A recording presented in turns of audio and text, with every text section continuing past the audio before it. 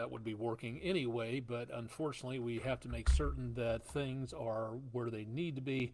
So there is going to be some changes every once in a while when it comes to colors and camera operations and stuff like that. It's just what goes on. So changes like that happen. If you've never worked in the TV news business, you'll find that a lot of things can possibly go wrong at precisely the right time, and unfortunately that is pretty much the overall nature of the business, no less so dealing with the gremlins online. So for right now, I think that things are doing decently well for the time being. Let me make certain we've got, okay, audio sounds good. Apologies that we have to double check that every single time, but unfortunately that's pretty much exactly what needs to be done, just to make certain that I don't sound up like I'm talking into a coffee can on these microphones. If you're just tuning in and joining us, again, live on Twitch TV and also on Facebook Live, for those of you who are tuning in for this Monday night, the 13th of November, we've got just over 2 weeks, 2 weeks and change until we hit the end of hurricane season, and that's important because it's still active out there. We'll show you a storm system down toward the Gulf of Mexico. Not everybody can make their way home at this time of the year. Matter of fact, a lot of people are shoving off for replacement duty, a lot of people coming and going. We just went past Veterans Day this last weekend, and want to make certain that everybody's watching for the potential of anything going on overseas. You have folks at home, friends, loved ones, family members, anything like that. We've got a segment here called Weather Where the Troops Are. And if you've never seen it, stay tuned. We'll bring you a sampling of that coming up here a little bit later on. And we'll also talk a little bit more about what it looks like in various parts of the world as we head into the holiday season and what we'll be taking a look at. Plus, we're getting into the severe weather season number 2 of this area. It may not sound like much when you see the numbers from the National Weather Service, but it's important to recognize when and where those seasons are. So we'll talk more about that coming up in just a little bit. Thanks for joining us. If you're just tuning in for Weather Overtime for the first time, we talk about weather for the Tennessee River Valley. We talk about climate change. We talk about a whole bunch of other stuff. Thanks to all the new followers on Twitch. Glad to have you along for that. Focusing in a little bit, it's kind of extracurricular, but it's one of our more popular segments. Taking a look at our West Shore home weather window picture of the day. Folks send us in pictures from wherever they happen to be. Doesn't have to be in this area. If you've got web pictures, we'll show you in a second how you can get yours in. This one from News 12 viewer Chris Dean. And if you'd like to be able to see, again, what Chris has been seeing out there, all you have to do is take a look at our website and at our social media pages. This particular view, kind of halfway selfish on my part, because living vicariously through all these pictures, I just moved here not too long ago, so seeing all these beautiful vistas and viewpoints makes me add one more section on the list about where I want to go to so I can see views like this myself. But Taylor's Ridge Overlook, not too sure the exact location of that, but thank you very much, Chris Dean, for sending that one in there. If you've got pictures, please let us know. You could be anonymous if you want to, make up a name if you have to. We've done it before for people who want to be anonymous, but just please give us a description and at least a city-state location. We don't need an exact address, but if you would please at least give us an idea as to where you were and what you were looking at. Pictures at WDEF.com, or drop your picture and your location comments into the comments section of our Facebook, X, and Instagram pages. We'd love to be able to see what you're seeing. A little bit on the windy side tomorrow, so if you're heading out to catch a fish, doesn't look like too much of a problem, but could be a little breezy getting there on the outdoors forecast into tomorrow. Likewise, heading out on the golf course, I would not be surprised to see a slice or a hook going on as we see those winds topping 20 miles per hour, gusts at times. I don't think we're looking at a wind advisory, because then you have to go over about 40 miles per hour, and that's not going to be happening.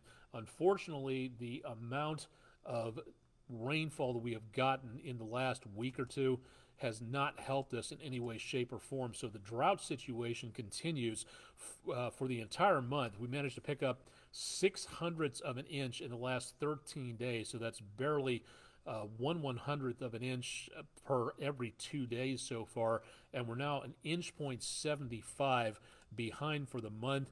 And this is kind of difficult to look at because it was last week we were about 7 inches behind or so. We're now behind by 8.5 inches of rain. Even if we got over an inch per week throughout the rest of the year, it still wouldn't be enough to match up.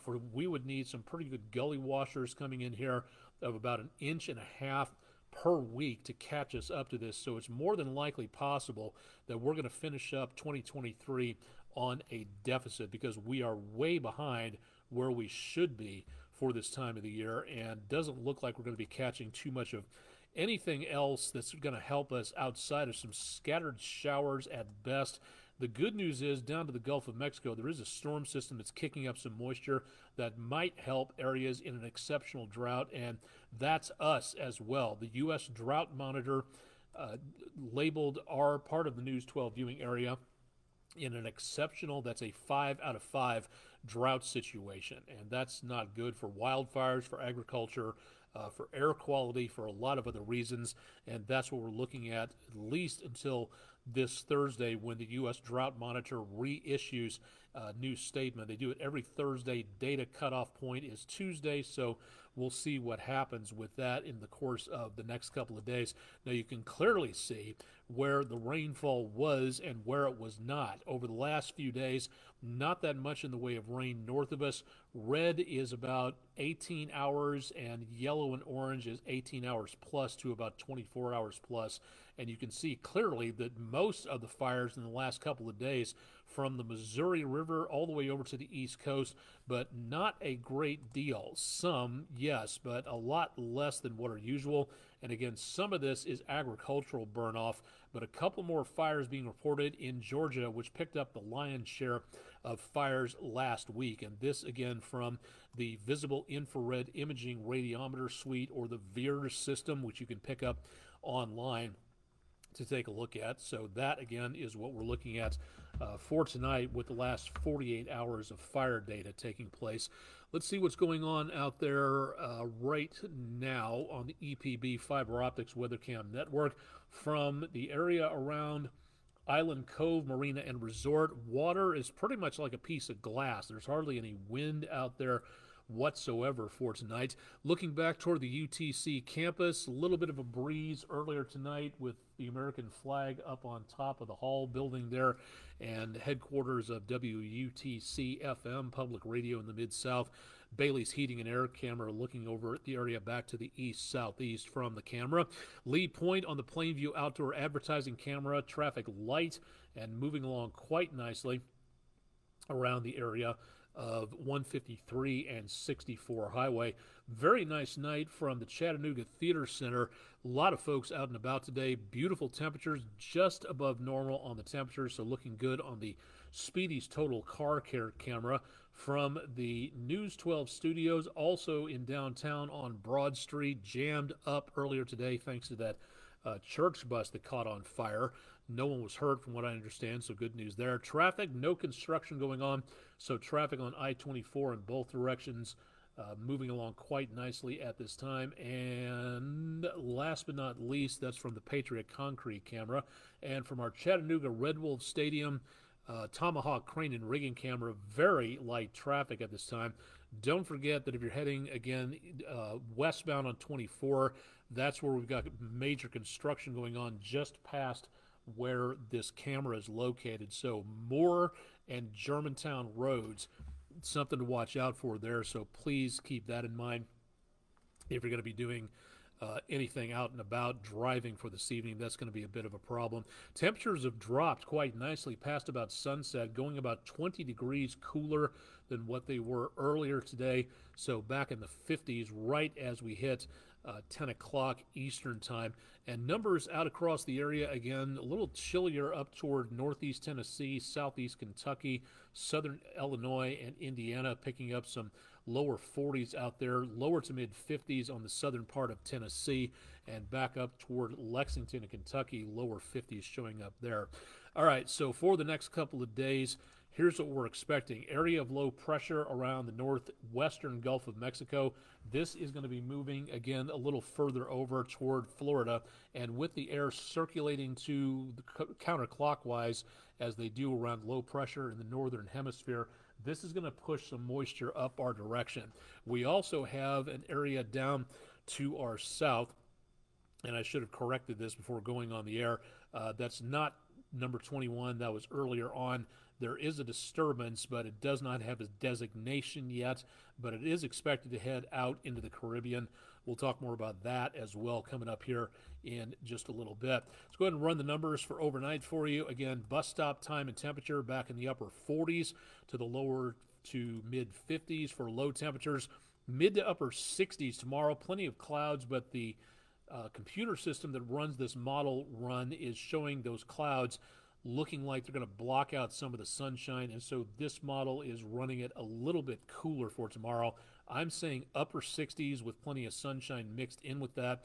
The chances of rain best as we go into Wednesday morning, and even then we're not looking at a great deal. And then some spotty showers possible as the kids head home Wednesday afternoon. Temperatures a little cooler, again, depending on how far south that dry, clear air gets. We'll see what the temperatures wind up with there. Back in the mid-50s for lows on Thursday morning, and then getting into Thursday afternoon, should be back to a decent amount of sunshine, a few clouds, and then temperatures back into the lower 70s once again.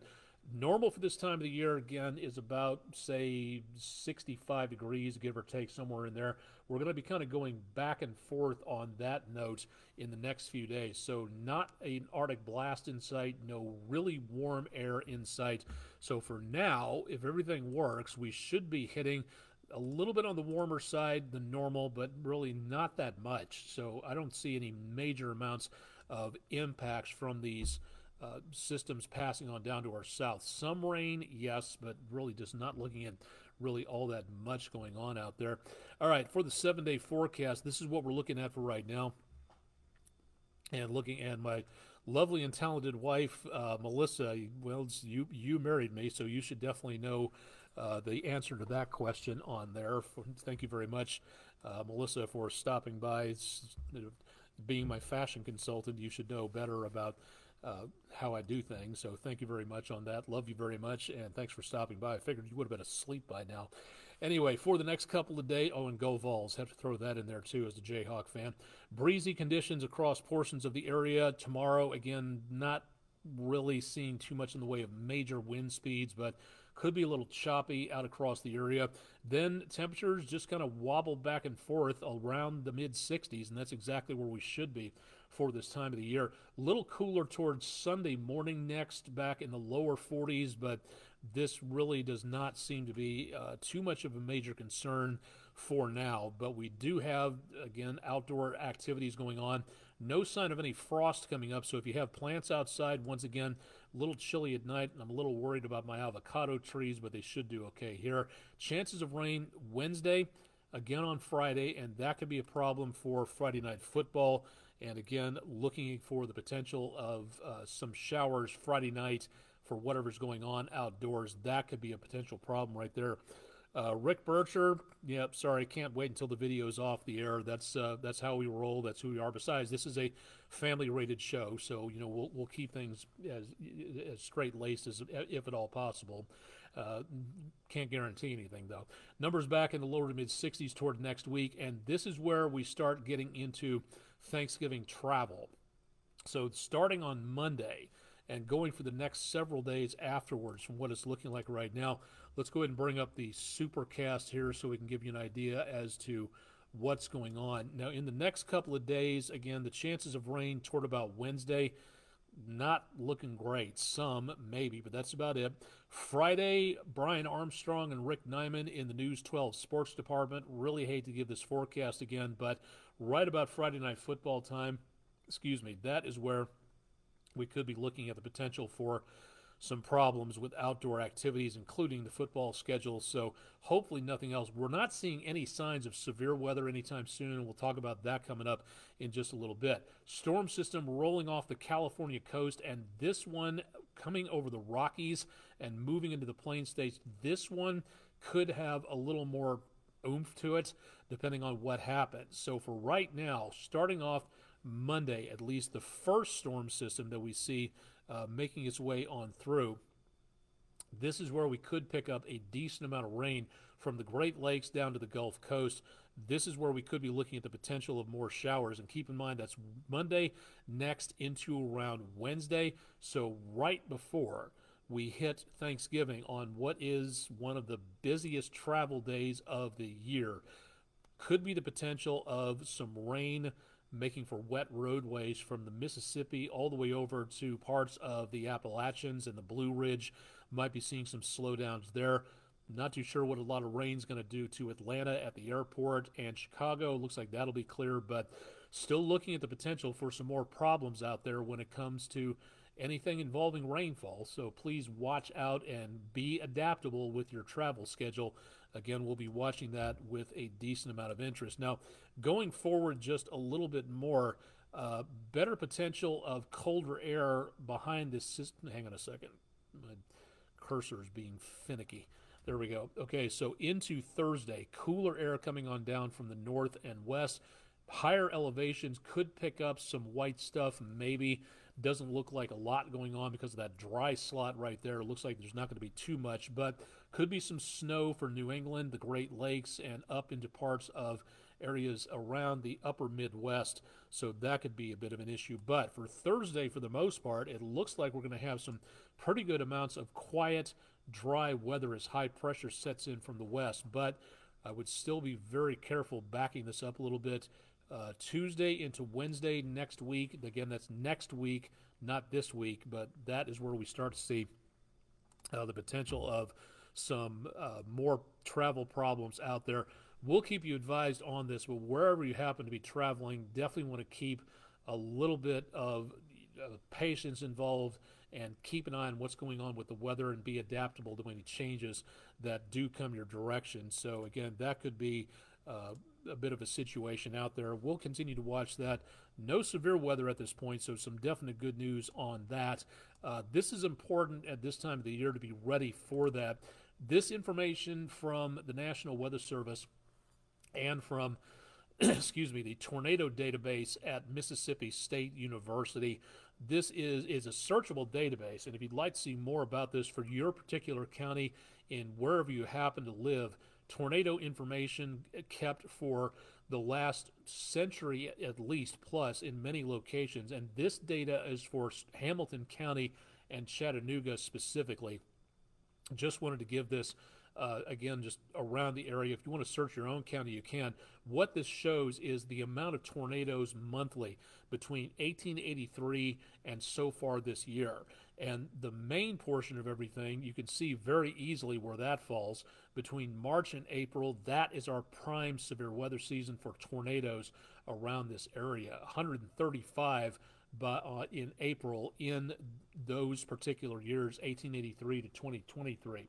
Now, we don't get too much, again, once you head into anything past Memorial Day through about Labor Day, those are the summer doldrums. They can happen, but they don't happen a lot. So it is a nice time to kind of practice and prepare and get ready for things. And now we're getting into that time frame to where we're seeing just a bit of a peak. It's not much, but it is noticeable that we do get the potential of more tornadoes here. It really is a big uptick from September into around October and November, really dropping down around December.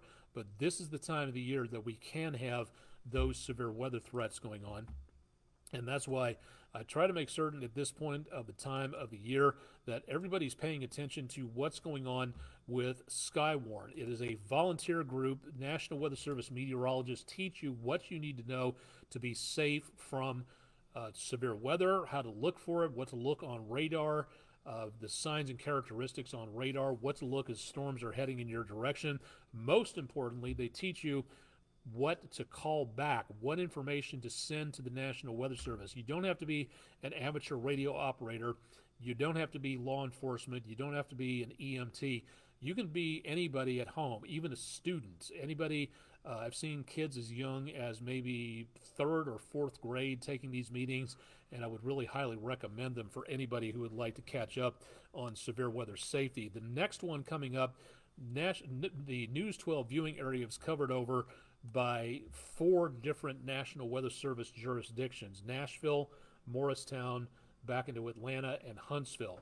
So far, the only ones we have available, according to what the information we have, is from Morristown, National Weather Service Huntsville, Nashville, and Peachtree City and Atlanta are not issuing any current News 12 viewing area county meetings. Now, if they do, we'll let you know about that, so stay tuned on there. But coming up this Thursday, December 7th, a little less than a month away, this is going to be your opportunity if you live in McMinn County in Athens, Tennessee, at the county courthouse on East Madison Avenue. This is going to be your opportunity to take the local Skywarn training session.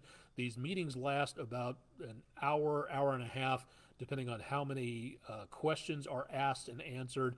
They usually take a break in between all of that. And if you'd like to know more, you can check out the website at weather.gov/MRX. That's the 3-letter identifier for the National Weather Service in Morristown. Now, that is, again, the so far only one coming up for this particular time frame.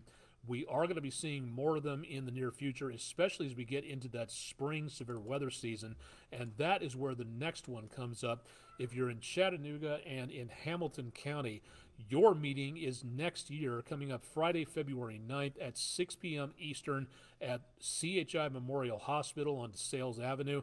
Again, these meetings are totally free to attend. They're one of the best spent ways of using your tax dollars and my tax dollars to help everybody stay safe. But the National Weather Service for both Athens, Tennessee and Chattanooga meetings request politely that you register for a seat to make certain that they have enough space for everybody. They don't want to turn anybody away, so they'd like to know in advance how many people are coming. So instead of just showing up, please go to the website and register. Very simple, very quick thing to do. So all you have to do is get things taken care of there. And of course, we'll have more coming up. And also don't forget that now, when nothing is going on, is the perfect time to program your weather radio. So please go to WDEF.com/weather and get more details as to what may be coming your way. Programming your weather radio is easy. It's a great way to make certain that you've got everything ready to go and that you're not constantly alerted or you don't get warning overload, and that will help you stay even safer out there. So just something to think about at that time frame. All right, let's see, one more going on. Again, at this time of the year, lots of folks heading overseas or coming home from overseas, and we like to feature a nice little segment between Veterans Day and New Year's, giving people an idea as to what's going on where their loved ones or their family members cannot be back home again with everybody, because it's a long way from here, and if you're on the home front, it's nice to have a little bit of information as to what's going on. So we'll be featuring places like this: Camp Lemonnier, I hope I'm saying that correctly, Naval Expeditionary Base in Djibouti in the Horn of Africa. Temperatures just about sunrise Tuesday in the upper 70s to lower 80s. Winds west-southwest about 5 miles an hour. All this information available easily. Public information. This is not top secret data. We're not telling anybody anything that they didn't already know on the internet. So this is all readily accessible.